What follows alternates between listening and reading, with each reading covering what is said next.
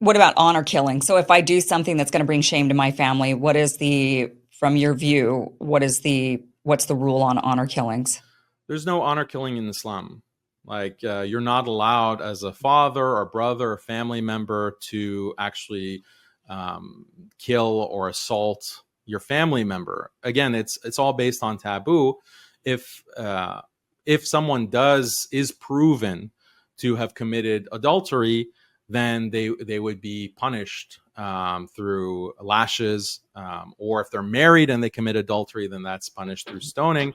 And this is the law that exists in the Old Testament, in the Hebrew Bible. They had it in Judaism. In Christianity, canon law, the Catholic Church prescribed lashes for sexual crimes. So if it's proven in a court of law through due process, not your brother or your father like getting pissed because, oh, I saw you with a boy, therefore I'm going to kill you. That's barbaric.